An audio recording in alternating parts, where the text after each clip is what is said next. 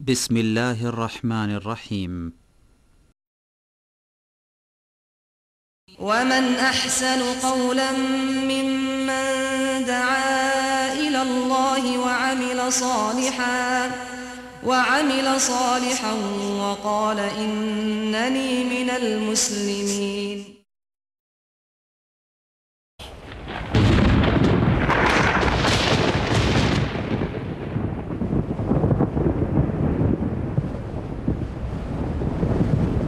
الله نحمده ونستعينه ونستغفره ونعوذ بالله من شرور أنفسنا ومن سيئات أعمالنا من يهده الله فلا مضل له ومن يضلله فلا هادي له وأشهد أن لا إله إلا الله وحده لا شريك له وأشهد أن محمدا عبده ورسوله. أعوذ بالله من الشيطان الرجيم. ربنا آتنا من لدنك رحمة وهيئ لنا من أمرنا رشدا. ہمارے بزرگوں اور بھائیوں، حضرات اور خواتین، السلام علیکم ورحمۃ اللہ وبرکاتہ۔ آج یعنی اسکیجول کے اعتبار سے جس کہ آپ جانتے ہیں شیخ مقصود فیضی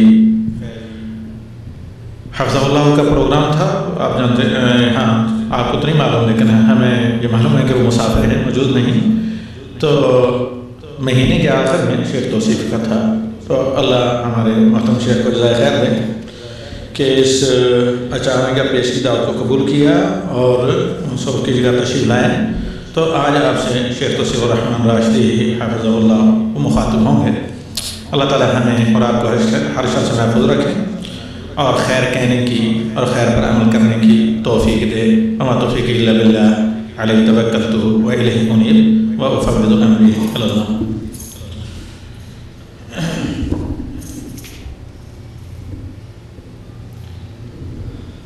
السلام علیکم ورحمۃ اللہ وبرکاتہ۔ جن بھائیوں کے جوال آن ہیں اپنے جوال آپ کر لیں۔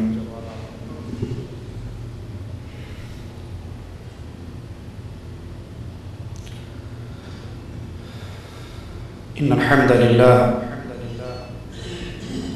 نحمده ونستعینه ونستغفره ونعوذ باللہ من شرور انفسنا ومن سیئات اعمالنا، من يهده الله فلا مضل له ومن يضلل فلا هادي له، أشهد أن لا إله إلا الله وحده لا شريك له وأشهد أن محمدا عبده ورسوله. أما بعد، أعوذ بالله من الشيطان الرجيم. بسم الله الرحمن الرحيم. قل هو الله أحد الله الصمد لم يلد ولم يولد ولم يكن له كفوا أحد.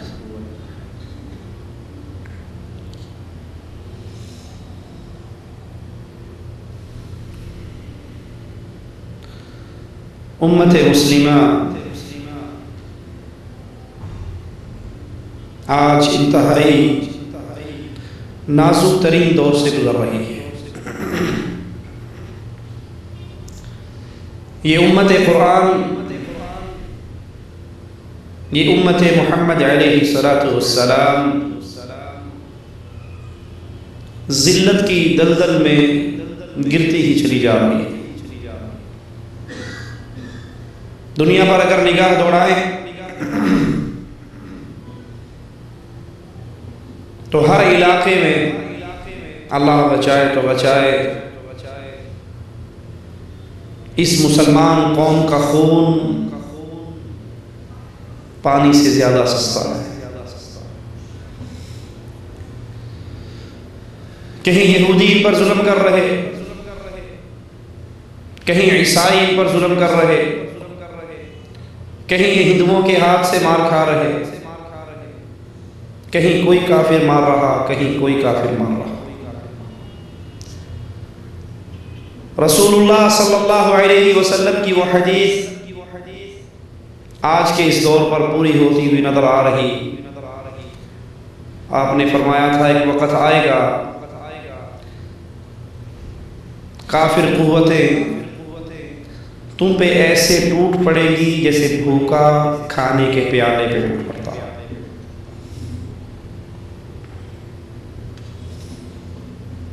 صحابی یہ سن کر حیران ہو گئے، کہنے لگے یا رسول اللہ صلی اللہ علیہ وسلم، کیا اس دن ہم اتنے تھوڑے ہوں گے؟ مجھے زبان حال سے کہنے دیجئے کہ وہ 313 اور 1000 سے ٹکر لینے والے، وہ چند ہزار اور 1.5 لاکھ روم کی فوج سے ٹکرا جانے والے، جن کے جذبہ ایمانی کا یہ حال، عبد الرحمن ابن عوف رضی اللہ عنہ وارضا فرماتے ہیں بدر کی جنگ میں جب صفیں بند گئی، میں نے اپنے دائیں طرف دیکھا تو ایک 16-17 سال کا بچہ نظر آیا، میں نے اپنے بائیں طرف دیکھا تو اسی کی عمر کا بچہ نظر آیا۔ ابھی میں دل میں یہ سوچ رہا تھا کہ دوران جنگ تو انسان چاہتا ہے اس کا دایاں بھی مضبوط ہو اور اس کا بایاں بھی مضبوط ہو، اور میرا دایاں بھی کمزور ہے، میرا بایاں بھی کمزور ہے۔ میں یہ سوچ رہا ہوں اور وہ دائیں طرف والا بچہ کپڑا ہلا کر کہتا ہے چچا ابو جہل کہاں ہے؟ ابھی میں اس کے سوال پر حیران ہوں کہ یہ چھوٹی عمر کا لڑکا اور کفار کے کمانڈر ان چیف کے بارے میں سوال کر رہا ہے۔ اس کا جواب دیا نہیں کہ بائیں طرف والا بھی ہاتھ ہلا کر کہتا ہے چچا ابو جہل کہاں ہے؟ عبد الرحمن رضی اللہ عنہ وارضا کہتے ہیں بھتیجو تم اس کا کیوں پوچھ رہے ہو؟ اس کا سوال کیوں کرتے ہو؟ کہا چچا ہم نے سنا ہے وہ ہمارے آقا جناب محمد الرسول اللہ صلی اللہ علیہ وسلم کو گالیاں دیتا ہے۔ چچا جب اپنے گھر سے نکلے تھے یہ سوچ کر نکلے تھے کہ آج اس دھرتی کے سینے پر یا محمد کا گستاخ رہے گا یا ہم رہے گا صلی اللہ علیہ وسلم۔ جب صفیں ٹوٹتی ہیں کفار کی تو عبد الرحمن رضی اللہ عنہ وارضا کی نظر ابو جہل پہ پڑتی ہے جو اپنی صفوں کے درمیان گھوم رہا ہے۔ کہتے ہیں بچوں جن کا تم سوال کر رہے تھے وہ تمہارے سامنے۔ فرماتے ہیں جس طرح تیر کمان سے نکلتا ہے یہ دونوں لپکے اور اللہ کے دشمن پہ ٹوٹ پڑے، اس ظالم کو زمین پہ گرایا، ان نوجوانوں کی تلواریں خون سے بھری ہوئی، اور واپس آتے ہیں کہتے ہیں یا رسول اللہ صلی اللہ علیہ وسلم آپ کے دشمن کو میں نے قتل کیا۔ دوسرا کہتا ہے یا رسول اللہ صلی اللہ علیہ وسلم آپ کے دشمن کو میں نے قتل کیا۔ آقا علیہ السلام دونوں کی خون سے بھری ہوئی تلواروں کو دیکھ کر کہتے ہیں تم دونوں نے اللہ کے دشمن کو قتل کیا۔ جن کی قوم کے بچوں کی یہ کیفیت، جن کی قوم کے جوانوں کی یہ کیفیت، چند ہزار پہ مشتمل لشکر نکلتا ہے، رومیوں کی 1.5 لاکھ فوج سے ٹکراتا ہے، ایک سالار شہید ہوتا ہے، دوسرا سنبھالتا ہے، دوسرا شہید ہوتا ہے، تیسرا سنبھالتا ہے، تیسرا شہید ہوتا ہے، تو علم خالد بن ولید رضی اللہ عنہ وارضا سنبھالتے ہیں اور ان کی ہزاروں لاشوں کو گرا کر مسلمانوں کو بچا کر واپس لے آتے ہیں۔ وہ کہتے ہیں یا رسول اللہ صلی اللہ علیہ وسلم کیا ہماری تعداد اس دور کے اندر اتنی کم ہوگی کہ کافر قوتیں ہم پر ایسے ٹوٹیں گی جیسے بھوکا کھانے پہ ٹوٹتا ہے؟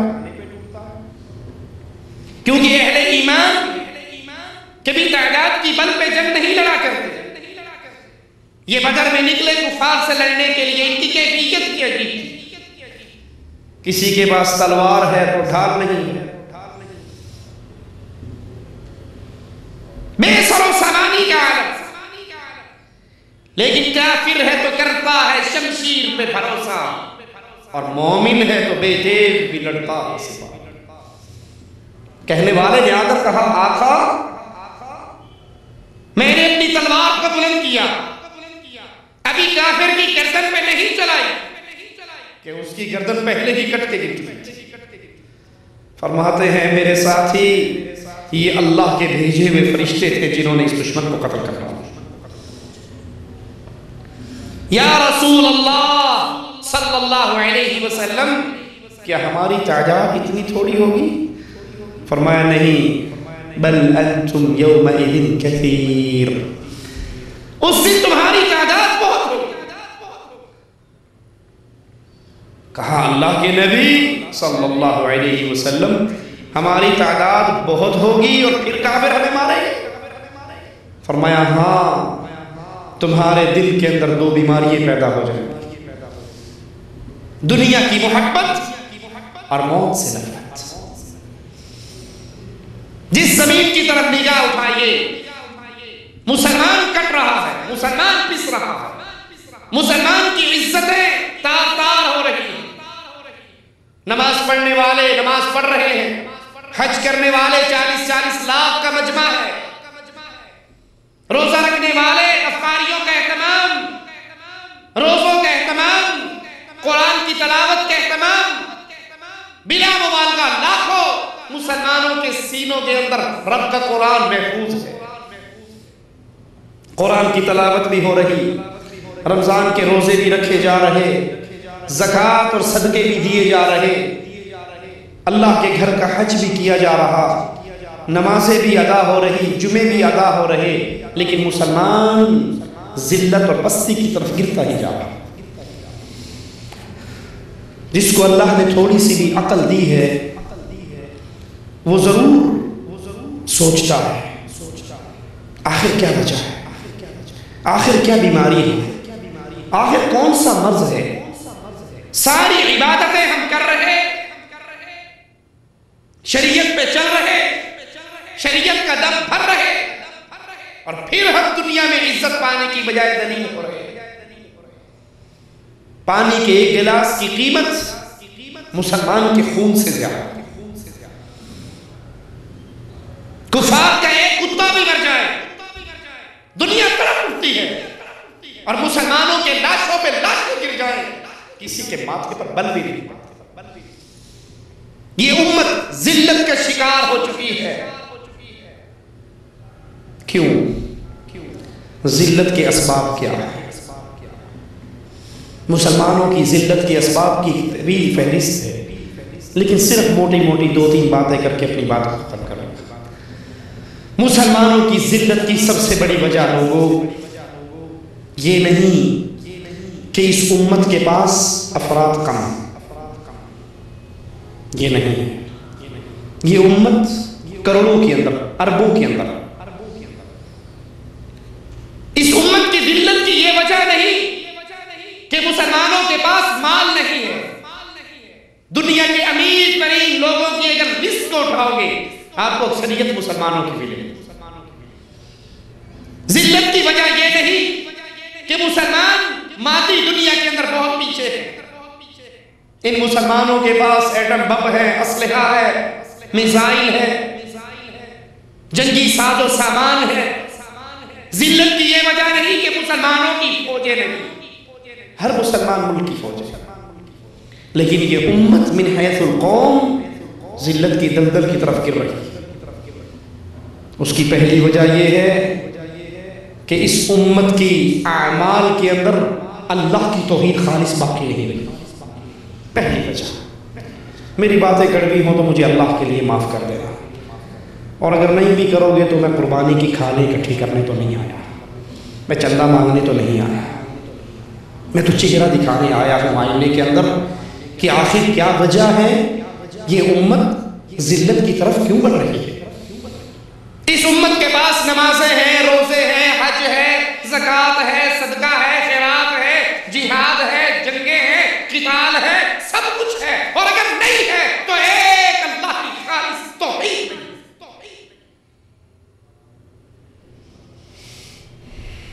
جو جرم کفار مکہ نے کیا،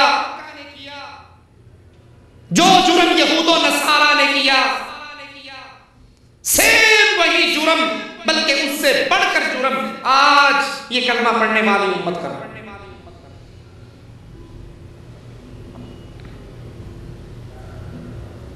عیسائیوں نے کہا عیسیٰ اللہ کا بیٹا، یہودیوں نے کہا عزیر اللہ کا بیٹا. یہ وہ کفر کے جملے، یہ شرک کی وہ بھیانک صورت. مالک فرماتا ہے تکاد السماوات يتفطرن منه وتنشق الارض وتخر الجبال هدا ان دعوا للرحمن ولدا. اللہ کا بیٹا بنانا، اللہ کا جز بنانا، اللہ کا ٹکڑا بنانا اتنا بڑا جرم ہے، اتنا غلیظ قول ہے. اگر یہ پہاڑوں پہ گر جائیں، پہاڑ رزا رزا، آسمان ٹکڑے ٹکڑے ہو جائے، زمین پھٹ جائے.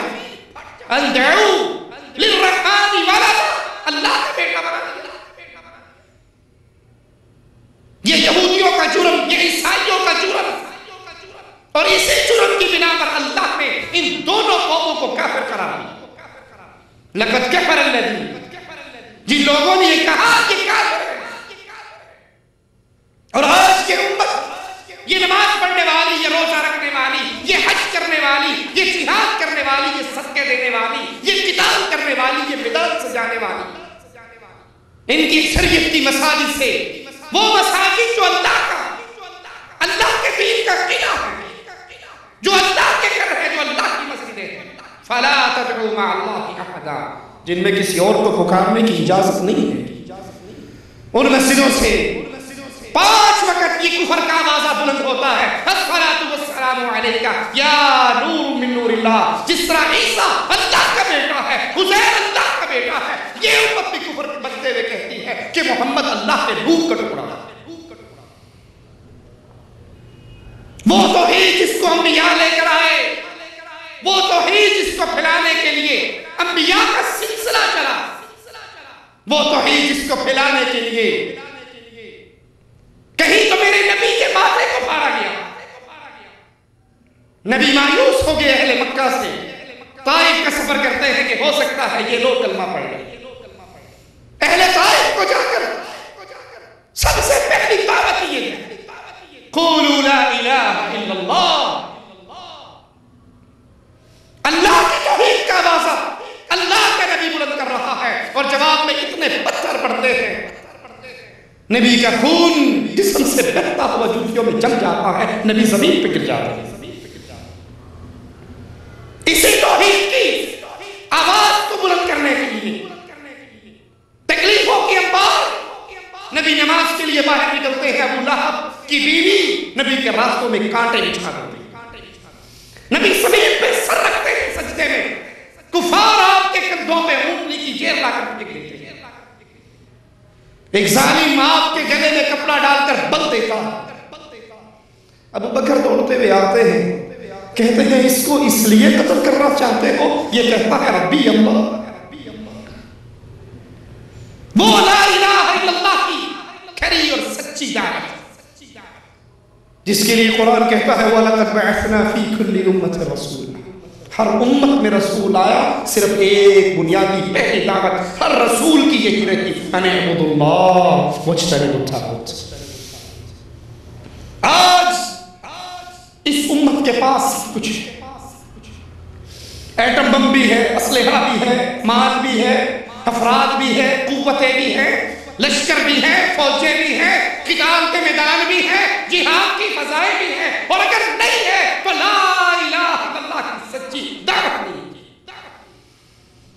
تحدیث نعمت کے طور پہ بیان کرتا ہوں، اللہ جزائے خیر دے محمد بن عبد الوہاب نجدی رحمت اللہ علیہ کو اور محمد بن سعود رحمت اللہ علیہ کو، جنہوں نے اس سعودی عرب کی پاک سرزمین کو شرک کے اڈوں سے پاک کر دیا. اللہ رحمت کرے امام عبدالعزیز رحمت اللہ علیہ اور ان کی آل اولاد پر، جنہوں نے اس دھرتی کو قبر پرستی کے شرک سے بالکل صاف رکھا، اور وہ جرم جو اس سعودیہ کو چھوڑ کر پوری کائنات میں ہو رہا ہے، پوری دنیا میں ہو رہا ہے، کہیں قبروں کی پوجے، کہیں مندروں کی پوجا، کہیں درختوں کی پوجا، کہیں پتھروں کی پوجا. اس دھرتی کو پاک کیا کہ یہاں پر عبادت ہوگی تو ایک اللہ ہوگی. اور اس ملک سے باہر نکلیے، باہر کی فضا میں سانس لیجئے، تو ایک اللہ کی بجائے کروڑوں الہ، کروڑوں مشکل کشا ہے، کروڑوں حاجت روا ہے، کروڑوں غوث اعظم ہے۔ میں ملتان کا واسی ہوں، اکیلے ملتان کے اندر 1.25 لاکھ ولیوں کے دربار، کئی مہینے لگ جائیں ان کی قبروں کو دیکھنے کی۔ وہ کفر کا عقیدہ آج یہود و نصارہ کے نقش قدم پہ چلتے ہوئے اس امت کے لوگ، اس امت کے علماء سو ٹیلی ویژن چینل پہ بیان کرتے ہوئے کہتے ہیں کہ اللہ اور محمد دونوں ایک ہے، ایک کے جڑا ہی ایک کو ڈو جانے وہ کافر تے مشرک ہے۔ اللہ اور رسول دونوں ایک ہیں، جو ان کو دو کہے گا وہ کافر ہے، وہ مشرک ہے۔ مومن تو وہ ہے جو ان کو دو ایک مانتا ہے، دو نہیں مانتا۔ وہی جو مستوی عرش کا خدا ہو کر اتر پڑا مدینے میں مصطفیٰ ہو کر، اللہ کی ذات کی توحید جس کو کفار مکہ نے بھی مانا تھا، آج یہ امت ماننے کے لیے تیار ہے۔ اور یہ ذلت کی پہلی وجہ ہے۔ مشرک کو کبھی دنیا میں عزت قرآن وعدہ نہیں کرتا، انتم الاعلون، تم غالب رہو گے۔ کیوں؟ اگر ایٹم بم بنا لیا، تم غالب رہو گے اگر غوری میزائل تیار ہو گئے، تم غالب رہو گے اگر تعداد بہت زیادہ ہوگی۔ نہیں، انتم الاعلون، تم غالب رہو گے ان کنتم مؤمنین، اگر تم اہل ایمان ہیں۔ اللہ کی عبادت کی بجائے درگاہوں کی پوجا، قبروں کی پوجا، غیر اللہ کی پوجا، اللہ کی عبادت میں غیروں کو شریک۔ اگر اللہ کے گھر کا طواف ہے تو آج کی کلمہ پڑھنے والی امت اس کی اکثریت قبروں کا طواف نہیں کرتی۔ اگر اللہ کی لیے نماز پڑھتے ہوئے انسان سجدہ ریز ہوتا ہے تو درگاہوں پہ بھی سجدے۔ اگر اپنی تکلیف اور مصیبت میں یا اللہ مدد کی صدا بلند ہوتی ہے تو اسی طرح یا رسول اللہ مدد اور یا علی مدد کی صدا بلند ہوتی ہے۔ اگر حاجی مینا میں اللہ کے لیے قربانی دیتے ہیں تو قبروں، درگاہوں، درباروں کے اوپر بھی جانوروں کو ذبح کیا جاتا ہے۔ اگر اللہ کے لیے رکوع ہے تو پیروں اور سیدوں کے لیے بھی رکوع ہے۔ اللہ کے لیے قیام ہے تو حضرت کے لیے بھی قیام ہے، قومی جھنڈے کے ترانے کے لیے بھی قیام ہے۔ اللہ کی وہ خالص، وہ سچی اور سچی توحید جس کے ماننے کے نتیجے میں عزت ملا کرتی ہے، جس کے ماننے کے نتیجے میں دنیا بھی سمرتی ہے اور آخرت بھی سمرتی ہے۔ وگرنہ یہ عرب کے چرواہے، یہ عرب کے بدو، کبھی پانی پینے پلانے پہ جھگڑا، کبھی گھوڑا آگے بڑھانے پہ جھگڑا، آپ اس کی لڑائیوں میں کٹ اور مر رہے تھے، لیکن جو ہی لا الہ الا اللہ کی دعوت سے جڑے اللہ نے کیسی عزت عطا کی۔ عمر رضی اللہ عنہ وارضاہ کا نام قیصر و کسریٰ اپنے محلات میں سنتے ان کی جان چھلک جایا کرتی۔ یہ اللہ نے عزت کیوں دی؟ مسلمان مجاہد پہاڑی پہ چڑھتا ہے، سامنے سمندر کی لہروں کو دیکھتا ہے اور کہتا ہے ربا میرے سامنے سمندر کا پانی ہی پانی ہے، اور اگر مجھے پتہ لگ جائے اس کے پار بھی تیری مخلوق رہتی ہے، اللہ میں اس دھرتی پہ جا کر بھی تیری توحید کے علم کو گاڑ کر رہا ہوں۔ مسلمانوں کا خلیفہ آسمان پہ بھٹکتی ہوئی ایک بدلی کو دیکھ کر کہتا ہے جہاں تیرا جی چاہتا ہے برس، تو جہاں بھی برسے گی تیرا خراج مسلمانوں کے بیت المال میں ضرور جمع۔ یہ عزت کیوں تھی؟ عزت کے اس دور کی طرف لوٹ کے یہ عزت کیوں تھی؟ کیونکہ اللہ کی توحید کو مسلمانوں نے سینے سے لگایا۔ اور آج اللہ کی توحید میں، آج اللہ کی عبادت میں مردوں کو شریک کیا گیا، پیروں اور فقیروں کو شریک کیا گیا۔ مسجد معراج ہے، درگاہ آباد۔ یہ وہ پہلا جرم ہے لوگوں، اللہ کی توحید کو چھوڑ کر اللہ کے ساتھ شرک کرنے کا جرم، جس جرم کی وجہ سے امتیں برباد ہو جاتی ہیں، جس جرم کی وجہ سے عزت دار ذلیل ہو جایا کرتے ہیں۔ کیونکہ عزت دینے والا اللہ، اور عزت مالک دنیا میں کس کو دیتا ہے؟ وَلِلَّهِ الْعِزَّةُ، یہ ساری عزت تو اللہ کے لیے، وَلِرَسُولِ، اس کے رسول کے لیے، اور مسلمانوں کے لیے، مومنوں کے لیے۔ مشرک کے لیے اس دھرتی پہ کوئی عزت نہیں، نہ اس جہان میں عزت ہے، نہ اگلے جہان میں۔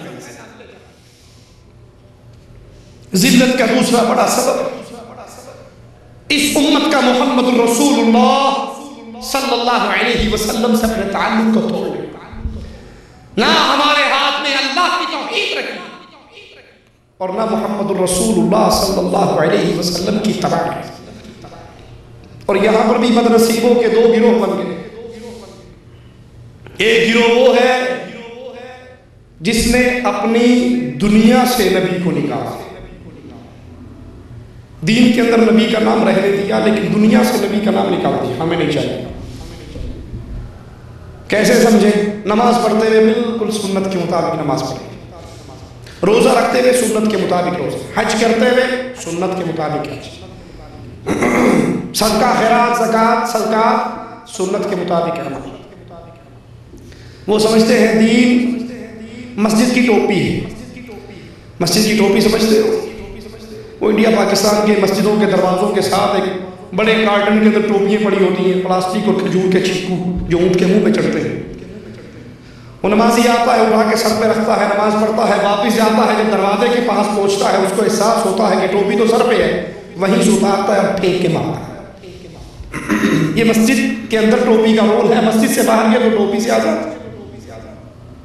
ایک گروہ بدنصیبوں کا ایسا جس نے نبی کی تعلیم کو صرف مسجد کی ٹوپی سمجھ رکھا۔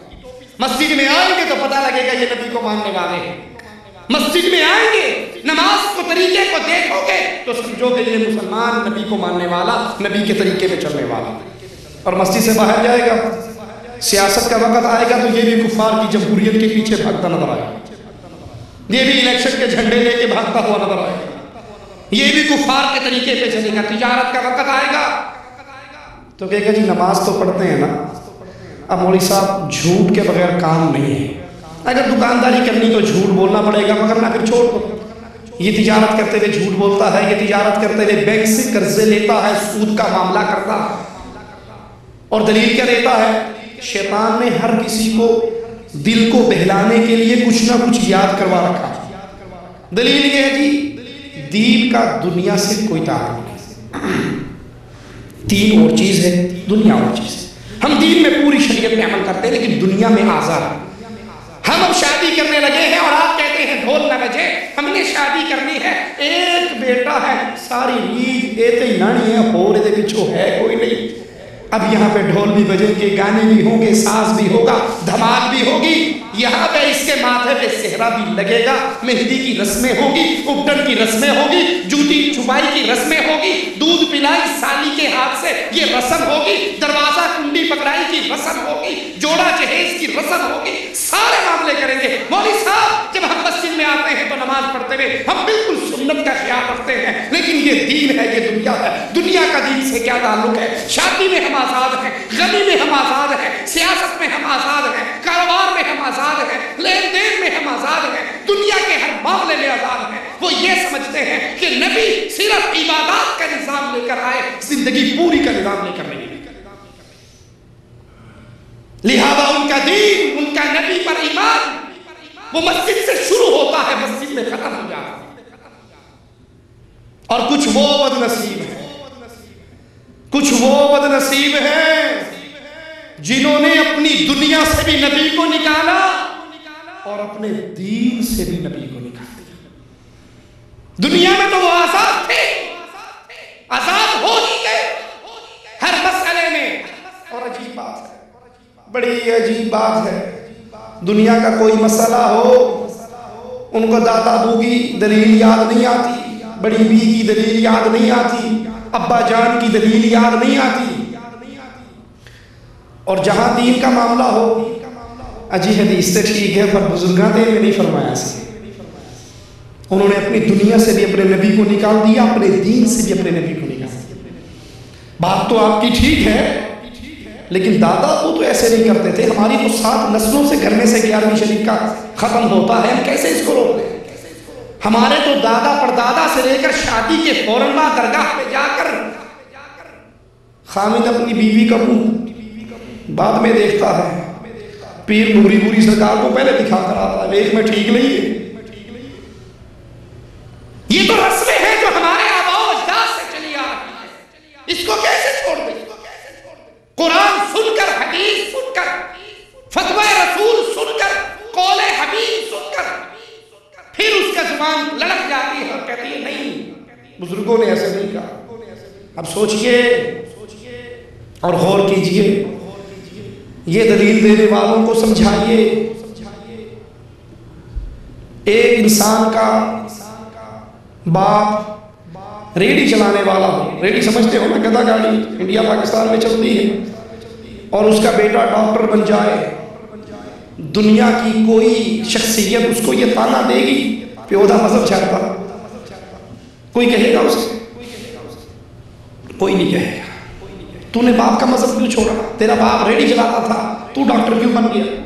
وہ فوراً جواب میں کہے گا بھائی میرا باپ ان پڑھ تھا، پڑھا لکھا نہیں تھا، جوانی پڑھنے کی عمر اس نے برباد کر دی تھی، اور میں نے پڑھ لکھ لیا، لہذا میں ریڈی چلانے والا نہیں بنا، ڈاکٹر بن گیا۔ کوئی اس کو یہ تانا نہیں دے گا تم نے باپ کا طریقہ چھوڑ دیا۔ بیٹے نے شادی کرنی ہو اور وہ چاہے میں خالہ کی بیٹی سے شادی کر لوں، ماں باپ اس کی منتیں کر لیں کہ تو یہ رشتہ نہ کر، تو پھوپھی کی بیٹی سے شادی کر لے، وہ جواب میں کیا کہتا ہے؟ ابو گزارا میں نے کرنا ہی، آپ نے زندگی تو میں نے گزار دی، آپ کو کیا پتا؟ آپ نے اپنی بھگت لی، اب میری بھگتنے کا وقت آیا تو میں اپنا فیصلہ خود کروں گا۔ کبھی اسے کوئی تانا نہیں دے گا تو نے ماں باپ کا طریقہ چھوڑ دیا، تو نے ماں باپ کی بات نہیں مانی۔ اور جہاں اللہ کے نبی کی شریعت پہ عمل کا وقت آتا ہے، ہر بندہ اس کو نبی کی سنت دیکھتا ہے، کہتا ہے اچھا ماں پیو کا دین چھوڑ دیا، ماں باپ نے تو یہ نہیں سکھایا تھا، بزرگوں نے تو یہ نہیں سکھایا تھا، آباء و اجداد نے تو یہ نہیں سکھایا تھا، پیر و فقیر نے تو یہ نہیں کہا تھا، حضرت اور شیخ نے تو یہ پٹی نہیں پڑھائی تھی۔ دنیا کے معاملے کے اندر کوئی اس کو یہ تانا نہیں دے گا، اور جو ہی دین کی بات آئے وہ توحید کو اپنا لے، نبی کی رسالت پہ ایمان لے آئے، اپنی نماز، اپنا روزہ، اپنا حج، اپنا نکاح، اپنی طلاق، ایک ایک عمل میں اللہ کے نبی صلی اللہ علیہ وسلم کی اتباع کرنے لگ جائے تو سب سے پہلے تانوں کی تو اس کے اوپر یہی چلتی ہے، تمہیں آباء و اجداد کے دین کو چھوڑو۔ اور یاد کر لے شیطان کا یہ حربہ نیا نہیں ہے، بہت پرانا ہے۔ سمامہ جب گرفتار ہو کر اللہ کے نبی صلی اللہ علیہ وسلم کے پاس آئے،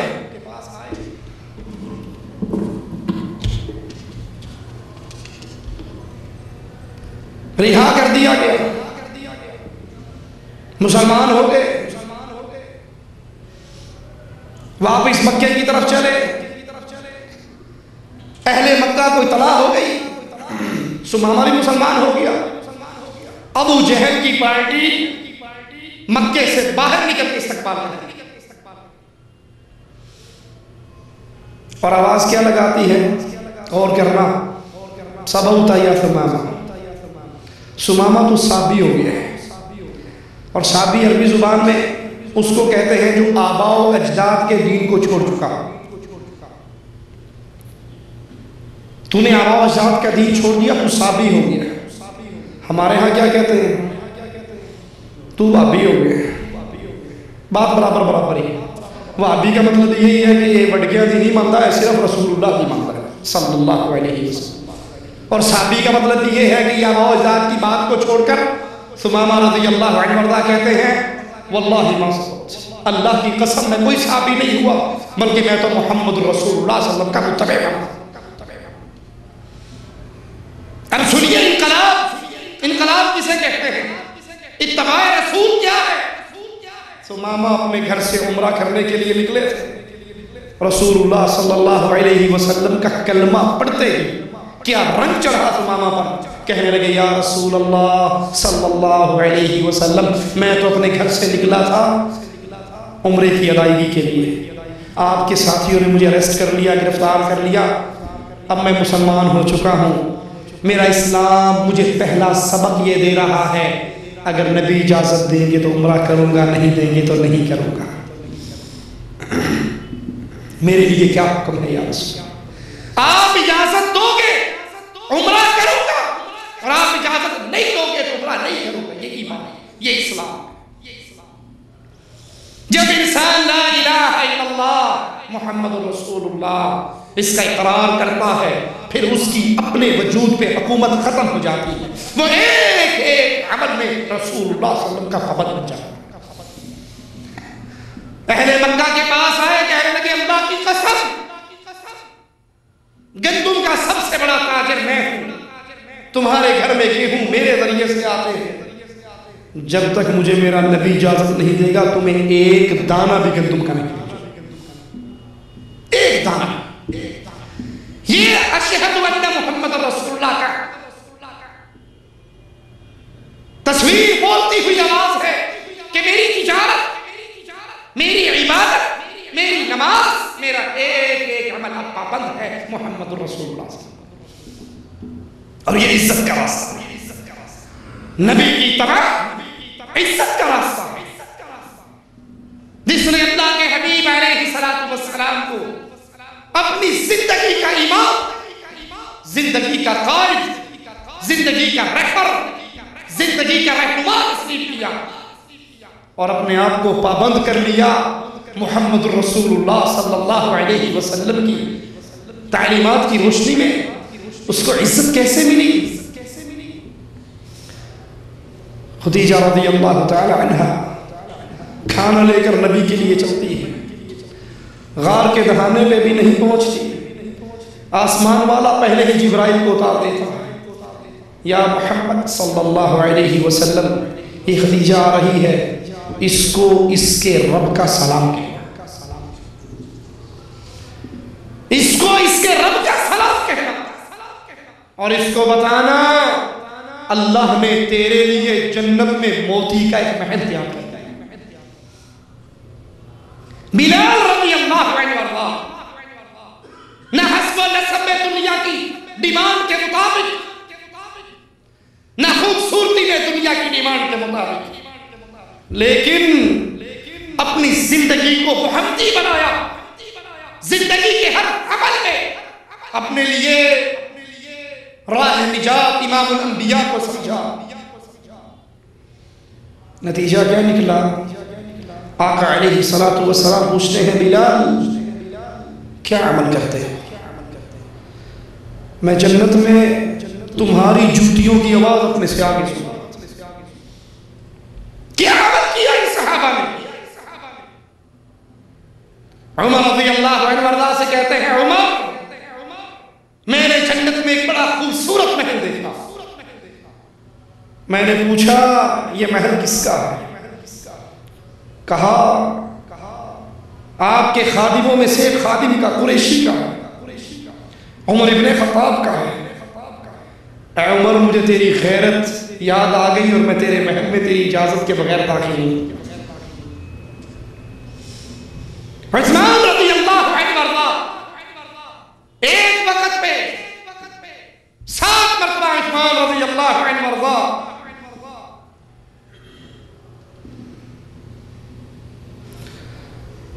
اللہ کے نبی علیہ السلام کے سامنے آپ کی ڈیمانڈ پوری کرتے ہیں. نبی جو مانگتے ہیں عثمان دیتے ہیں، اور اللہ کے نبی صلی اللہ علیہ وسلم بارہا یہ کہتے ہیں عثمان فی الجنہ، عثمان فی الجنہ، عثمان فی الجنہ.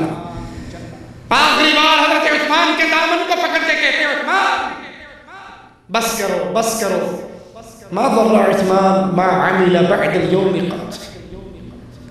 آج کے بعد کوئی عمل بھی نہ کرو، اللہ نے تمہاری جنت کا تجھ سے وعدہ کر دیا. ان کے اندر وہ کیا چیز تھی کہ یہ دھرتی پہ چلتے تھے اور اس کے جنتی ہونے کی گارنٹی آسمان سے اترتی تھی. صحابی کہتا ہے یا رسول اللہ صلی اللہ علیہ وسلم میں قرآن کی تلاوت کرتا اور میرا گھوڑا بھی دبتا، میں تلاوت روک دیتا گھوڑا سکون سے ٹہل جاتا، میں پھر تلاوت کرتا وہ پھر بھی لگتا، میں پھر روکتا وہ پھر سکون سے ٹہل جاتا. کہا میرے ساتھی تو قرآن کی تلاوت کرتا تھا، آسمان کے فرشتے تیری تلاوت کو سننے کے لیے آئے ہوئے تھے. وہ کیا انقلاب تھا ان کی زندگی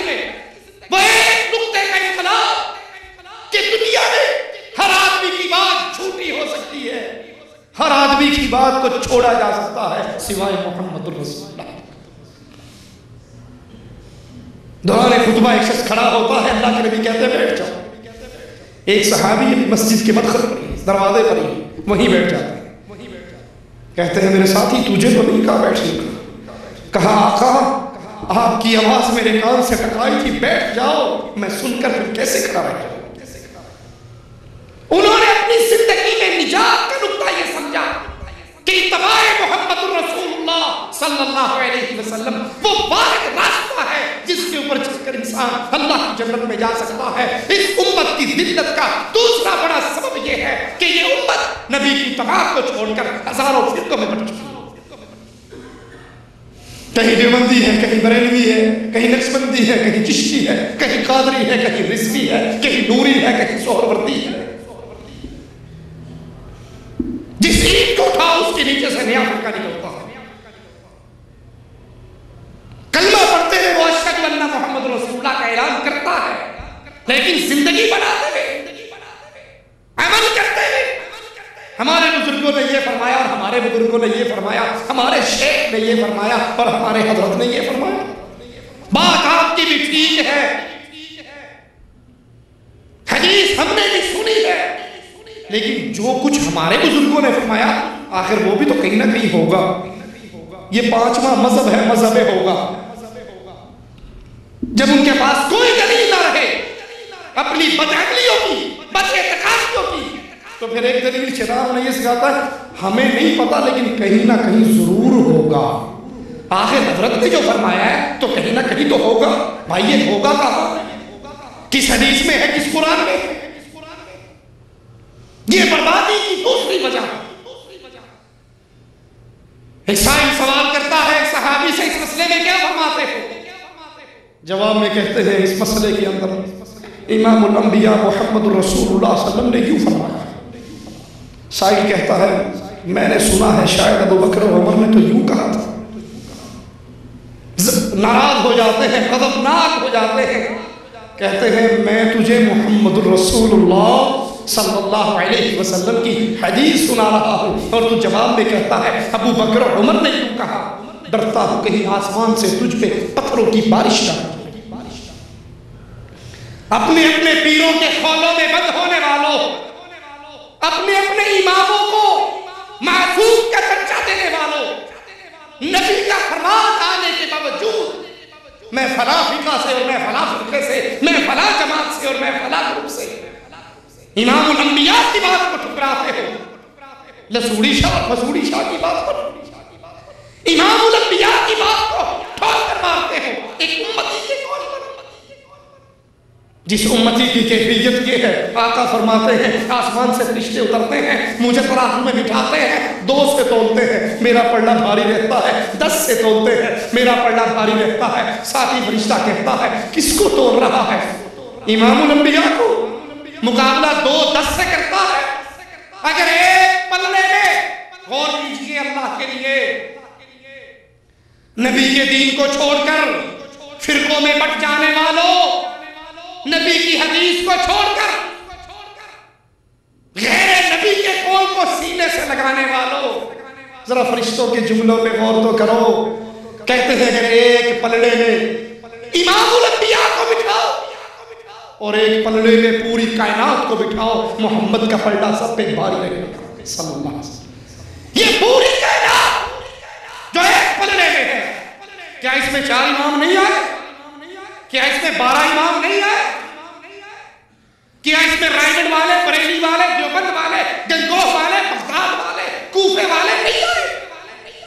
فرمایا ایک پلڑے میں ساری کائنات اور ایک پلڑے میں امام الکائنات محمد الرسول اللہ صلی اللہ علیہ وسلم۔ ہماری بربادی کے اسباب میں سے ایک بہت بڑا سبب یہ قانون بن گئے، یہ نظام بن گئے، یہ عقیدے بن گئے، یہ اصول بن گئے۔ اگر قرآن کی آیت میرے امام کے قول کے خلاف آئے گی، اٹھائیے اصول کر کے، قرآن کی آیت میرے امام کے قول کے خلاف آئے گی تو اس آیت کو منسوخ جانا جائے گا۔ نبی کی حدیث میرے امام کے قول کے خلاف مردود جانا جائے. تعویل کرنے کی کوشش کریں گے, ہوگی تو ٹھیک, نہیں ہو گئی تو میرے امام کا قول کی حجت رہے. صحابی کیا کر میرے امام کے قول سے ٹکرا جائے, تعویل کرنے کی کوشش کریں گے, ہو گئی تو ٹھیک, نہ گزارا چلا تو اس کو مردود کہا جائے گا. ارے ابن عباس رضی اللہ عنہما حضرت علی کے فتوے منگاتے ہیں, صحیح مسلم کے مقدمے میں یہ بات موجود ہے. ان فتووں کو پڑھتے ہیں اور پھر فرماتے ہیں علی نے یہ فتوے نہیں دیے, یہ لوگوں نے علی کے نام پہ مشہور کر دیے. جیسے آج بھی مولا علی کہ ملنگ ہونے کے دعوے دار جھوٹ کی ساری نسبت حضرت علی کی طرف کر دیتے ہیں, اور حضرت علی ان ملنگوں کے سارے جھوٹ سے پاک ہے. حضرت علی نے یہ فتوے نہیں دیے. غور کرنا, سیدنا ابن عباس کے جملوں پہ غور کرنا. کہا اور اگر علی بھی یہ فتوے دیتا تو گمراہ ہو جاتا. ارے کیا اتنا کہہ دینا کافی نہ تھا کہ یہ فتوے علی نے نہیں دیے؟ یہ کیوں کہا؟ اگر علی بھی یہ فتوے دیتا تو گمراہ ہو جاتا. امت کی آخری افراد تک یہ بات پہنچانے کے لیے لوگوں, اگر دھرتی میں معصوم ہے تو محمد رسول اللہ صلی اللہ علیہ وسلم.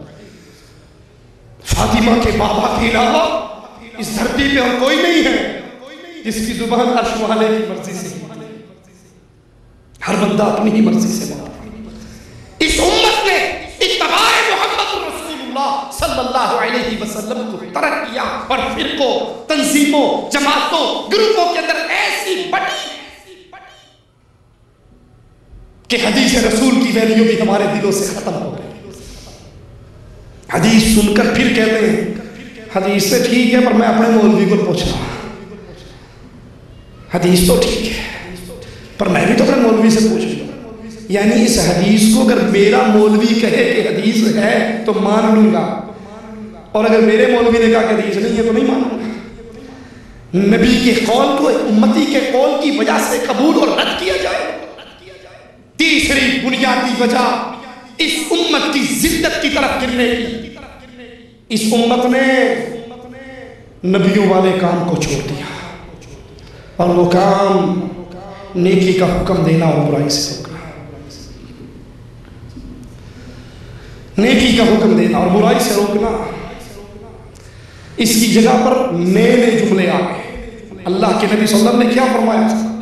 اے لوگوں تمہاری مثال اس کشتی کے مسافروں کی طرح ہے جو 2 منزلہ کشتی ہو.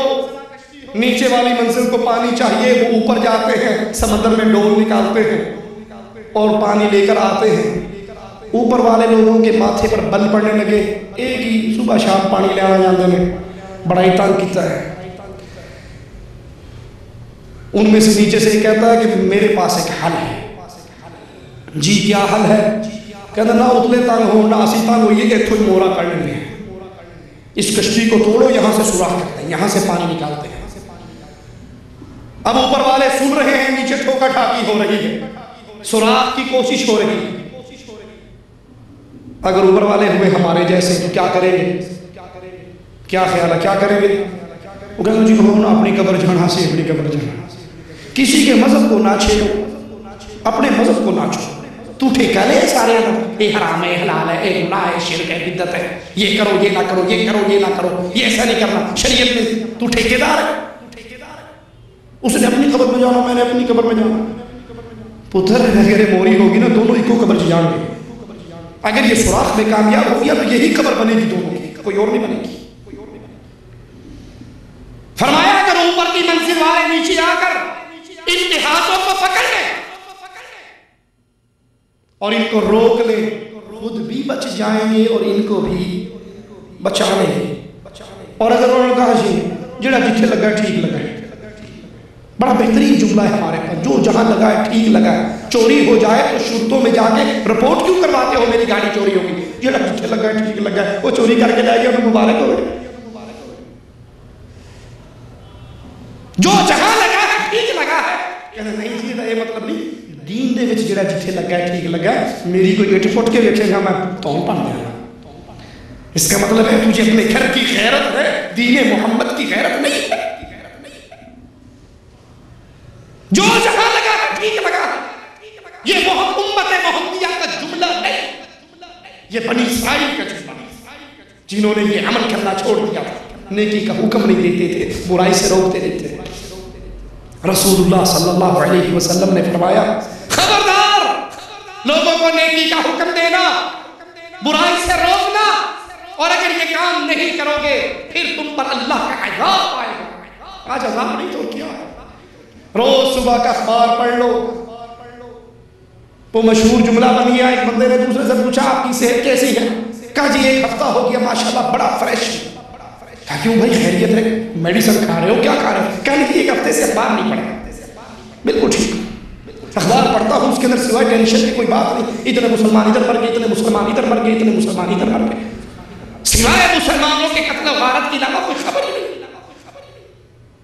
فرمایا تم پر اللہ کا عذاب مسلط ہوگا، پھر تم رو رو کے دعائیں کرو گے، رحمت کی ٹائی ٹائی گھنٹے کی دعاؤں میں بھی جاؤ گے، قبول ایک بھی نہیں ہوگی۔ کیوں؟ نیکی کا حکم دینا تم نے چھوڑ دیا ہوگا اور برائی سے روکنا چھوڑ دیا۔ یاد کر لیجئے نیکی کے حکموں میں سب سے بڑی نیکی کیوں جی کون سی ہے؟ نماز پڑھنا، روزہ رکھنا، حج کرنا، جہاد کرنا، صدقہ دینا، خیرات دینا۔ سب سے بڑی نیکی کیا ہے؟ سب سے بڑی نیکی یہ ہے، یہ پیشانی جو غیر اللہ کے سامنے جھکی تھی اس کو اٹھا کر اللہ کے سامنے جھکا۔ توحید کی دعوت کائنات کی نیکیوں میں سب سے بڑی نیکی۔ اور افسوس اکثریت توحید کے دعوے داروں سے بھی توحید کی دعوت چھوٹ گئی ہے۔ وہ کیوں چھوڑ چکے ہیں؟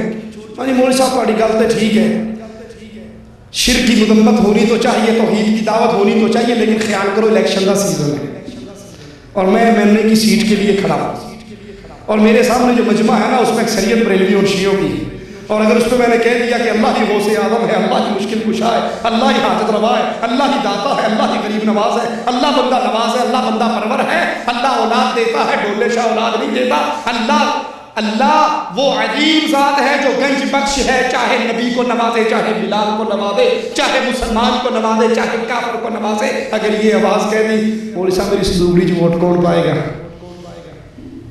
مجھے ووٹ کہاں سے ملے گا؟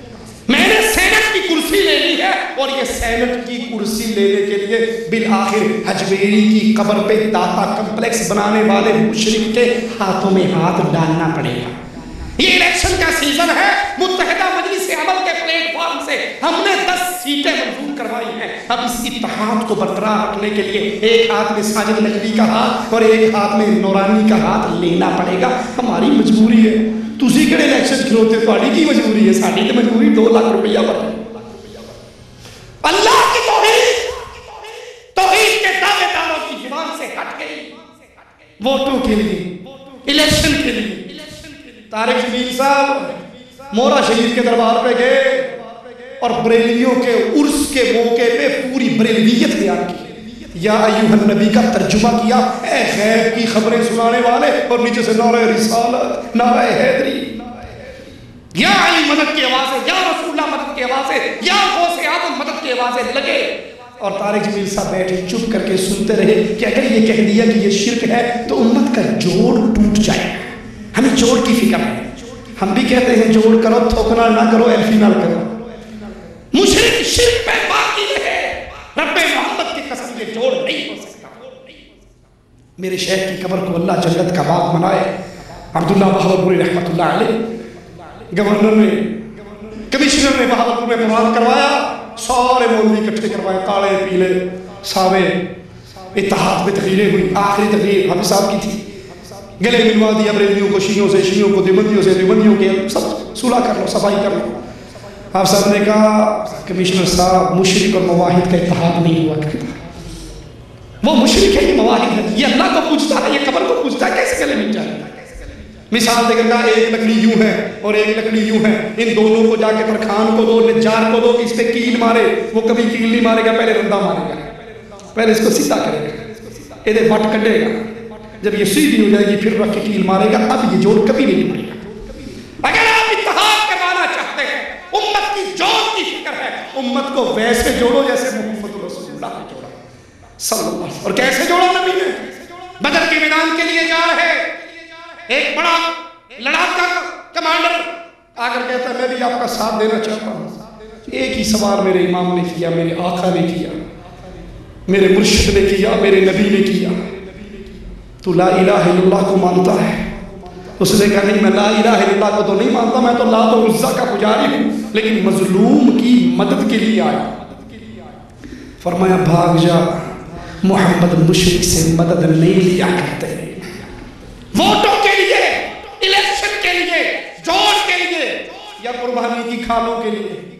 جی مولوی صاحب آخر چندہ بھی تو اکٹھا کرنا ہے, قربانی کی کھانا بھی تو جوڑنی ہے.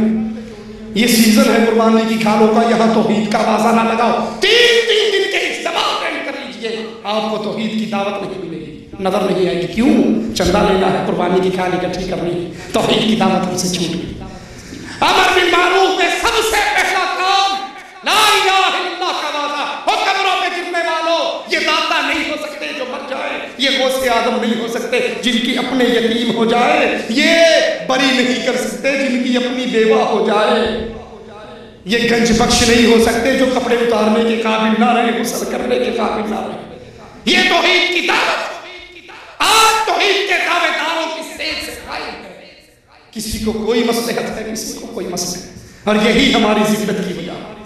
اللہ سے دعا ہے اللہ ہمیں توحید کی دعوت کو سمجھنے کی توفیق عطا فرمائے, اس کو بیان کرنے کی توفیق عطا فرمائے, اور دنیا کے ہر طرح کے لالچ اور ڈر سے نڈر ہو کر سچی دعوت لا الہ الا اللہ کی پکار لگانے کی توفیق عطا فرمائے.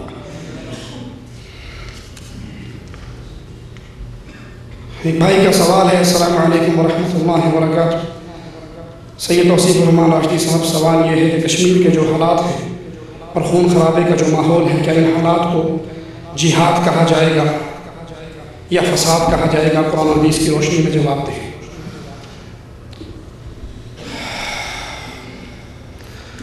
اگر کسی بھائی نے یہ بات سمجھنے کے لیے لکھی ہے تو اللہ ہم سب کو حق کہنے, سننے, سمجھنے اور عمل کرنے کی توفیق عطا فرمائے. اور اگر سمجھنے کے علاوہ کوئی اور اس کے پیچھے اس کا آپشن ہے تو اللہ میں ہر طرح کے فتنوں سے محفوظ رکھے. جہاد کے لیے صحیح مسلم کے اندر موجود رسول اللہ صلی اللہ علیہ وسلم کی ایک حدیث بیان کر کے اپنی بات ختم کرتا ہوں, تھوڑی سی اس کی وضاحت کر کے. آقا علیہ الصلوۃ والسلام سے جہاد کے موضوع پر سوالات ہوئے. ایک شخص مال کے لیے لڑتا ہے, ایک قوم قبیلے کے لیے لڑتا ہے, اور ایک مال غنیمت, وطن کی آزادی, زمین کا ٹکڑا. اللہ کے لیے جہاد کون کر رہا ہے؟ کون سا مجاہد فی سبیل اللہ؟ تو رسول اللہ صلی اللہ علیہ وسلم نے فرمایا من قاتل لتکون کلمۃ اللہ ہی العلیٰ فہو فی سبیل اللہ. جو شخص اس لیے جنگ کرے کہ لا الہ الا اللہ غالب آئے, اللہ کی توحید غالب آئے, درگاہ مٹ جائیں, دربار مٹ جائے, حضرت بل ٹوٹ جائے, چرار شریف ٹوٹ جائے, اجمیر والے کا اڈا ٹوٹ جائے, حجویری کا اڈا ٹوٹ جائے, یہ دھرتی پاک ہو جائے. جیسے اس کو جس دھرتی پہ آپ بیٹھے ہو اس کو پاک کیا محمد بن عبد الوہاب, محمد بن سعود, امام عبدالعزیز آل سعود رحمہ اللہ نے, اس طرح دھرتی پاک ہو, محمد رسول اللہ کی سیرت پہ عمل ہو. جیسے آپ نے مکے کو فتح کرتے علی کو بھیجا, جاؤ اس مکے کی سرزمین کو بتوں سے پاک کر دو, پکی اونچی قبروں سے پاک کر دو, زمین سے ملا دو. اگر مقصد جہاد کا یہ ہو کہ اللہ کی توحید غالب آئے تو یہ جہاد فی سبیل اللہ ہے. اور اگر یہ مقصد نہیں, اللہ سے ڈر کر کہتا ہوں, اور اگر یہ مقصد نہیں, مقصد ہو کشمیر بنے گا پاکستان یا کشمیر بنے گا خود مختیار, خود مختیاری جان سے پیاری, خود مختیاری یا کفن, خود مختیاری یا موت, تو پھر وطنوں کے لیے لڑی جانے والی جنگ سیاسی جنگیں ہیں, اس کا جہاد سے کوئی تعلق نہیں. میں آپ کو مثال سمجھانے کے لیے عرض کرتا ہوں. فرض کریں, تسلیم کریں, اللہ ہر جگہ پہ اہل ایمان کی مصیبتوں کو دور کرے. اگر آج فتح بھی ہو جائے اور کشمیر پاکستان بن بھی جائے تو لا الہ الا اللہ غالب آ جائے گا, توحید غالب آ جائے گی, چرار شریف ٹوٹ جائے گا, حضرت بل کی درگاہ توڑ دی جائے گی, اللہ کی توحید غالب ہو جائے گی؟ نہیں ہوگی. وہی جو نظام پہلے سے باقی علاقوں میں موجود ہے وہی وہاں پر نافذ ہوگا. تو اسلام کی کون سی خدمت ہے؟ وطنوں کے لیے لڑی جانے والی جنگیں جہاد نہیں ہوا کرتی. یہ وطنوں کی لڑائی ہے، یہ سیاست کی لڑائی ہے، یہ ایجنسیوں کی لڑائی ہے. اور ہاں، اگر لڑائی کا مقصد یہ ہو ہم نے یہاں سے شرک کو مٹانا ہے، ہم نے یہاں پہ توحید کو غالب کرنا ہے، تو یہ جہاد فی سبیل اللہ ہے. اور اگر یہ مقصد ہو تو لڑنے والے مشرک ساتھ چل سکتے ہیں، لڑنے والا شیعہ ساتھ چلے گا، لڑنے والا قبر پرست ساتھ چلے گا، وطن پرست ساتھ چلے گا. اور ساری علاقوں کو آپ جا کر چیک کر لیں، اس میں شیعہ بھی لڑ رہا ہے، بریلوی بھی لڑ رہا ہے، وطن پرست بھی لڑ رہا ہے، کمیونسٹ بھی لڑ رہا ہے، لبریشن فرنٹ والا بھی لڑ رہا ہے، البرت والا بھی لڑ رہا ہے. یہ سارے لڑ رہے ہیں جن اور سارے اپنی لڑائی کے نقطے پر متفق ہیں. آپ اس میں دونوں کے ہاتھ ملے ہوئے ہیں. تو یہ واضح دلیل ہے کہ ان کا مقصد اللہ کی توحید کو غالب کرنا نہیں ہے. اگر اللہ کی توحید کو غالب کرنا ہوتا تو کبھی مشرک کے ہاتھوں میں ہاتھ نہ دیتے. اللہ سے دعا ہے اللہ ہمیں صحیح فہم عطا فرمائے، اس کے اوپر زندگی گزارنے کی توفیق عطا فرمائے. اقول قولی ھذا واستغفر اللہ لی ولکم ولسائر المسلمین فاستغفروہ انہ هو الغفور الرحیم.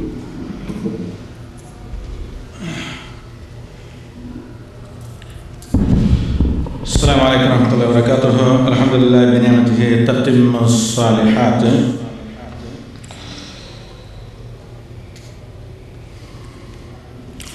اللہ تعالیٰ سے التجا ہے کہ اللہ تعالیٰ ہمیں اللہم ارنا الحق حقا وارزقنا اتباعہ وارنا الباطل باطلا وارزقنا اجتنابہ واجتناب ربنا آتنا من لدنک رحمة وہیئ لنا من امرنا رشدا.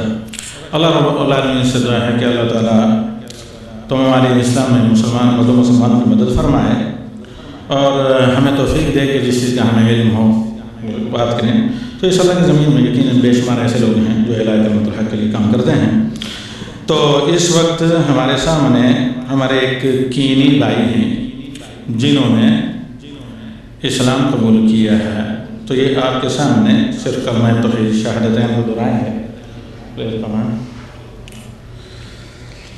ان کو مبارکباد دیں اور اس سے کے بعد میں بھول نہ جاؤں. ایک اعلان ہے، کل بروز جمعہ بعد نماز عشاء مسجد عبداللہ بن مسعود حنک میں شیخ توصیف الرحمن راشدی کا خطاب ہوگا. لکھا ہے یہاں پر عنوان لعنت جہیز. یہ اردو زبان بڑی خطرناک ہے، یہ صحیح ہونا چاہیے کہ جو ہے جہیز ایک لعنت ہے. تو اس میں تمام لوگوں کی یہ کہا گیا ہے کہ شرکت فرمائیں. جی ہاں، ویسے یہ بعض لوگوں کو اس پر اعتراض ہے کہ بھئی ہدیہ اور کھانے کا ذکر نہ کریں، اس سے ہماری توہین ہوتی ہے، لہذا درود سننے کے لیے جانا چاہیں تو جائیں.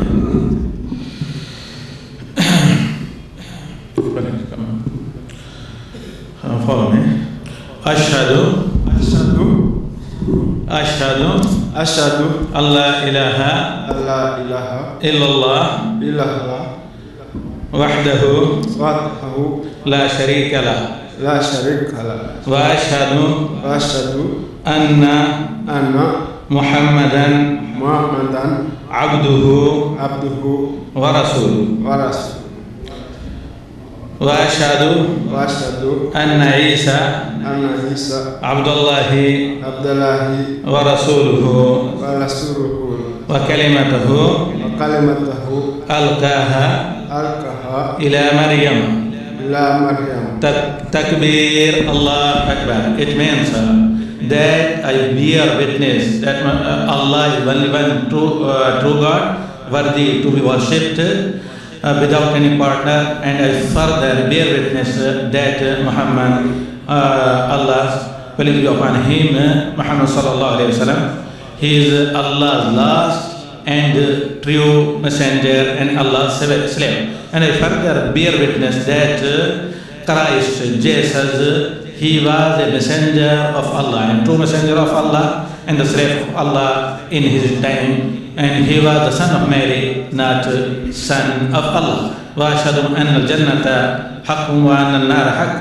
And I further bear witness that the fire of hell is truth and the paradise is the truth. We ask Allah that kindly we show the straight path that reach us to Jannah بإذنه سبحانه وتعالى. اقول قولی ھذا استغفر اللہ لی ولکم ولسائر المسلمین فاستغفروہ انہ هو الغفور الرحیم.